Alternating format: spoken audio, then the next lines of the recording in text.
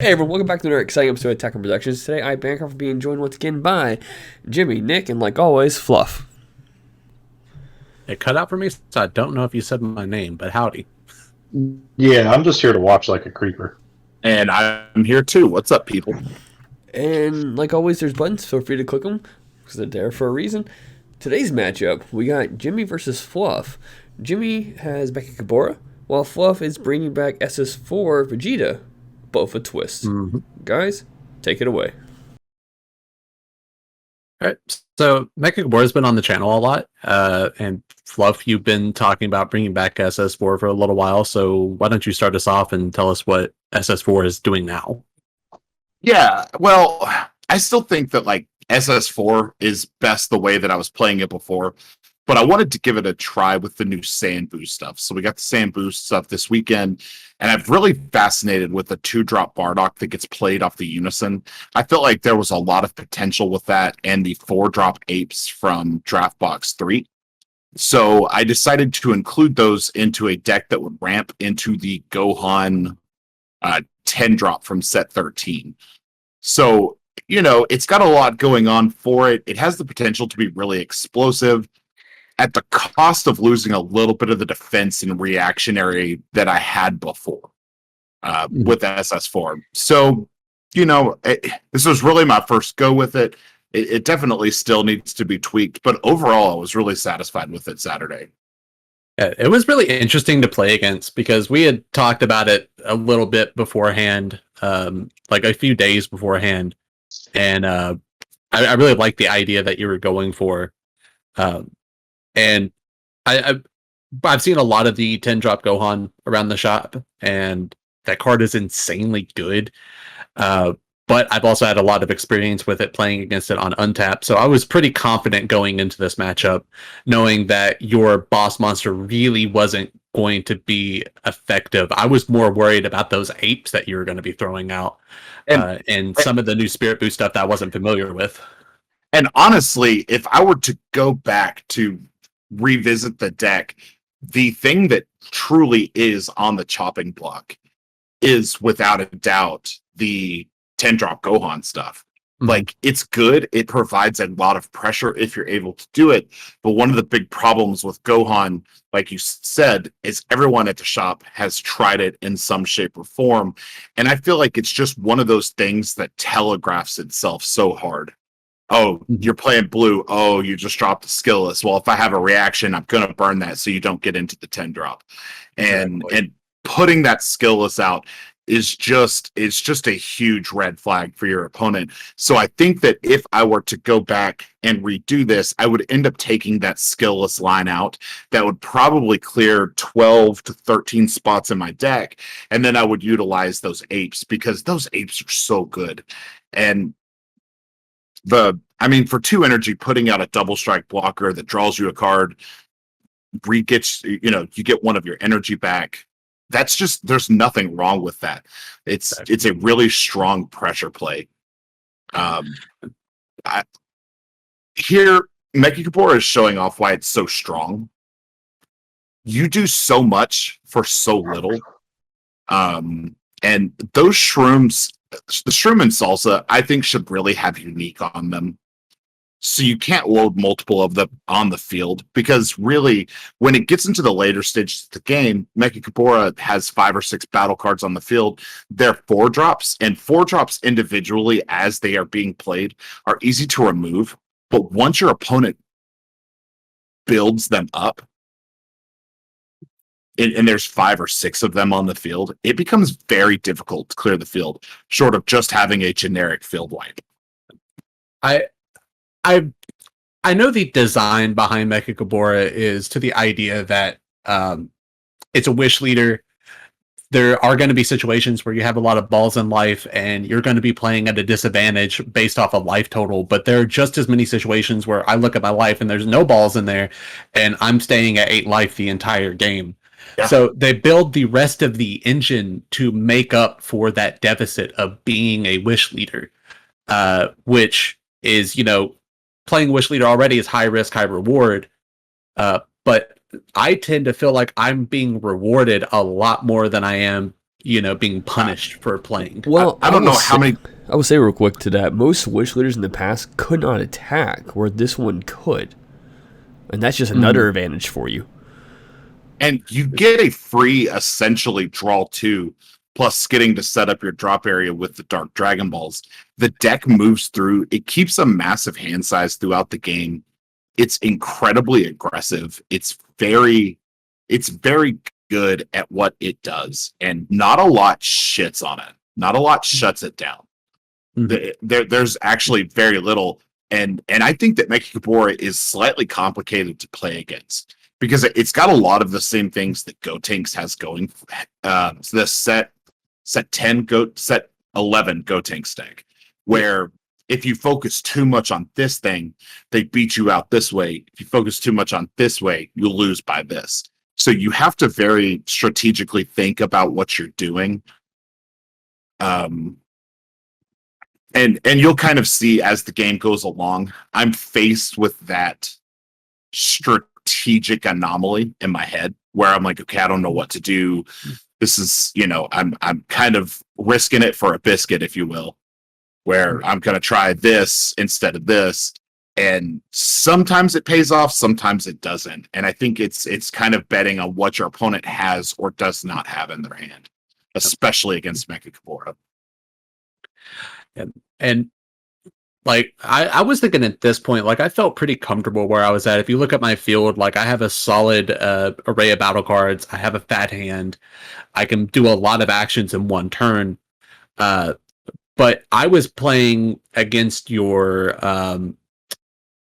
energy ramp, and I think you were saying you just top decked all of those UI Goku Kamehamehas, which is a massive hurdle to get over because most of my strategy against this deck is just combo out of attacks and do not let leader damage go through. Yeah. But like it's really difficult to combo out of a 25,000 attack on turn 1 and turn 2. Yep. So go on, I'm sorry. You have so you pointed out there that I had like the UI Gokus and that I am ramping. In old SS4 Vegeta, as you ramp, you start passing the turn with more open energy to play counter plays or counters that are going to impact the way that your opponent's turn fluctuates. So if they want to push on you, they lose a lot of resources as a result. In this variant, it's very reliant on kind of that pressure of putting out the Bardoks, utilizing the Unisons to play cards out of the drop area, and Mechikabura, in a large part, neuters a large part of that advantage. So the Unison plays out the 2-drop Skillus. In any other matchup, that would have been a power play for me to put a Skillus out, swing, pressure, make you waste combo pieces. In Mechikabura, you just let that card stick around, take it, and then pressure me with it. Exactly. And that Goku Unison does not do enough outside of playing those Skillus to be effective. And that was the one thing that I really noticed this weekend about that package is that package does put out like the Bardoks that can become crits, but that Goku is so weak. He's only a +1, plus you're losing the marker for Saiyan Boost. And I do feel like a lot of the corrective like bans, limits, and changes to the game are going to help make that feel more significant. Whereas right now, I would rather have a marker that has 5 or 6 markers on it to keep my counters up. Instead, I've got a Unison that practically stays at 2 the entirety of the game and just loses to a double strike. So, Fluff, on that note, would you prefer like a Unison that does a +2?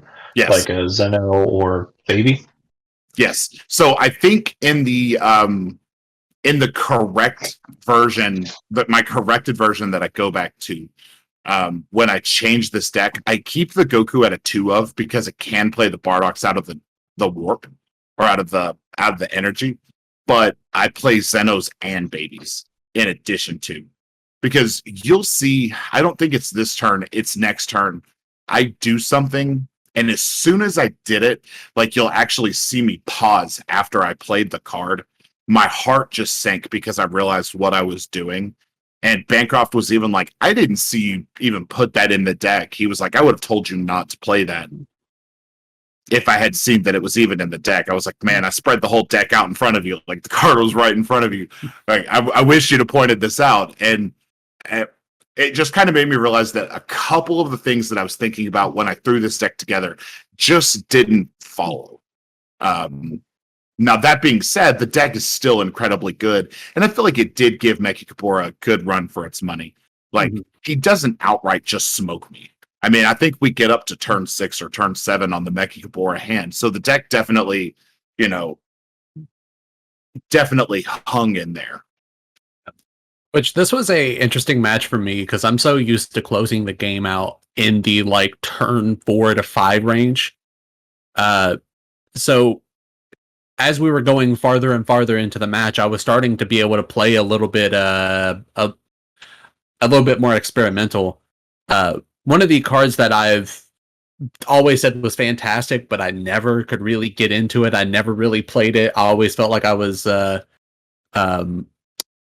putting myself in a bad position to play it. The 8-drop Mechikabura, it does come out this game. Yep. And it was fantastic in this matchup that took the game so long, but I've been in so many matchups where that's just my main charge target because it will never come out. Yep. The strength of my, Shroom and Salsas plus the leader ability is strong enough to end a game by itself that I don't need a boss monster. But in this matchup, I really felt like I needed a boss monster to push through both your energy and your defensive options.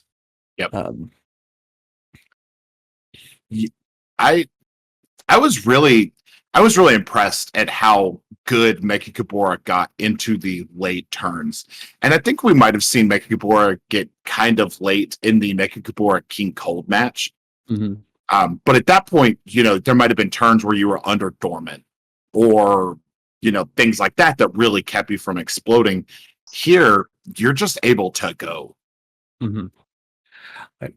I wanted to mention earlier when we were talking about the ramp on your end, I felt like Mechikabura kind of balances this out where you have a lot of energy to play with to play expensive battle cards, while I have a little bit of energy to play really cheap battle cards. Where, all of my cards come out for one that have really good effects while you're having to pay multiple energy for equivalent effects. I don't know that like yes, the effects are really good, but when you kind of look at like the theory between like SS3 Goku Man on a mission versus Bardock fighting against Fate, the dual attack is always better than the double strike. So where you pay 2 energy to put out a Shroom and a Salsa, I pay 2 energy to put out the Ape. So the Ape is a blocker and it's a double strike, but it's more easily dealt with than the 2 presence on the field. This is the play that I was talking about that I kind of regretted as soon as I did it. I was like, man, this just isn't the right play. But I had already committed to it. At this point, I have to do it. So I send everything back to Jimmy's hand. And as soon as I did it, I'm like, I just reloaded your entire hand. I just completely reloaded your gun. And we talked about this, and I honestly think that just passing with the auto effect in place would have done a better job of clearing my board than actually sending everything back to your hand. Yes. Yeah. Yes, I think so too. Had I just done the -1 and got a draw 2 and then bottom deck 1, I think I would have been more satisfied with that than sending everything back to your hand, because that gave you a charge target. That gave you, I actually think one of those cards that I sent back to your hand ended up being like the thing that just erupted me. Like I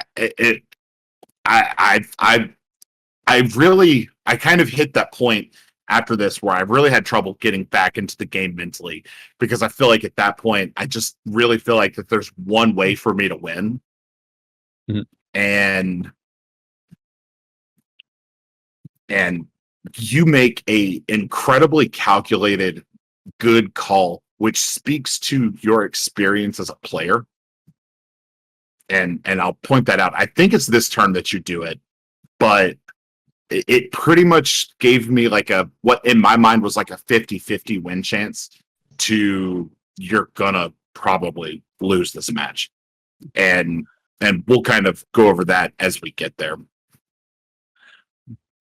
I'm actually curious to see what you're going to say, because I'm completely blanking on what that could be. I know exactly what it is. I think this is it. You played Mechikabura and called 5-drop Baby Ape. Yep. And because I have 2 Baby Apes in hand. Mm-hmm. And I'm like, okay, I don't know how to close this game out now, because I'm going to have to invest 2 energy to get a skillless on the field. And then I have to invest 4 to make Gohan. But I don't think I have a skillless in my hand because I've been having to use them. And so it's like, okay, I can play the Unison at back out, try to get some value off this Goku. And so I believe that is the play that I lean towards, is trying to get some kind of value out of this Unison, like making you get down to 3. But like you said, you've pretty experienced against Gohan. Mm-hmm. And if I invest my entire turn putting a Gohan and you take 3 damage, what are the chances that I have a follow-up that kill you? Yeah, So I wasn't worried so much about the counter part of the ape. I just did not want the ape coming into the battle area. Yeah. Because I knew you were going to be able to put a triple striker out, and I would rather deal with Gohan because that opens more windows for me to deal with the skillless than you just flat out paying 5 for a triple striker. Yep. And see, right there, I discarded the skillless to put chilled out, and you counterplayed the chilled, so I lost the chilled. And so here I'm like, okay, maybe I can push now. So I activate Unison Effect. I get this. And this was one of the bigger mistakes that I made too, was I was trying to get greedy to get you at 3 life, and it punishes me. So Supreme Kai put in a ton of work for you. Mm-hmm. This game card is fantastic. It is probably my favorite card out of this set. Like, it works so well in every black deck. It's fantastic. I already knew how good that card was, but that completely turned me on exactly how good that card could be. Mm. So, because it just shut my turn down, which, even if I had played the Gohan and made the energy investment to put the Gohan on the field, I still lose the Gohan and he comes back as a vanilla card.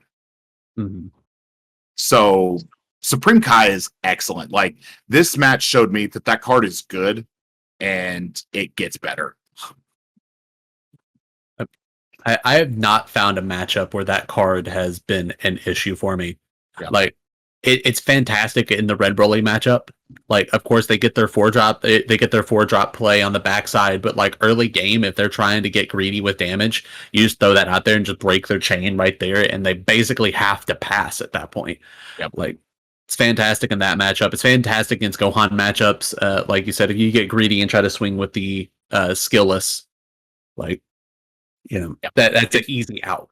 Yeah. And you can't see it because of the glare, but on one of my random charges earlier, like a turn prior, I charged Baby Hatch into my area. It was so from the I lost play. Baby Hatch from the 8 play, I think. Yeah. And so that sucks. I know that I'm just in trouble. And of course, I have fantastic 20Ks for him to take. And I believe at this point I'm sitting on 2 life. So it's how far can I defend? And he's got 3 open energy. I know there's so much that could come my way this turn. If I remember correctly, I think you're at 3 life at this point. Am I at 3? Okay. I believe so. I could be wrong, but I remember trying to push for 1 more damage at the end. So yeah.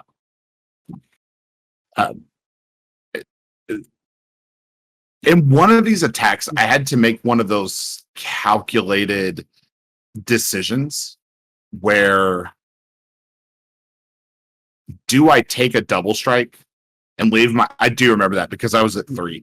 At one point, I'm thinking, do I take a double strike and risk him having the dark or the masked king in hand or the masked prince? Because if you do, then I instantly lose because he will take a life on coming in. And also that baby Gohan is just so good. Like that was such like a mental hurdle for me to play around because I had so many good cards in hand and I felt like I could possibly survive another turn, but I had to break it down and go with the idea of like, am I just going to push through this and then guarantee my death next turn, or am I going to just pass and hope? Yeah, God, you made the right call. Yep.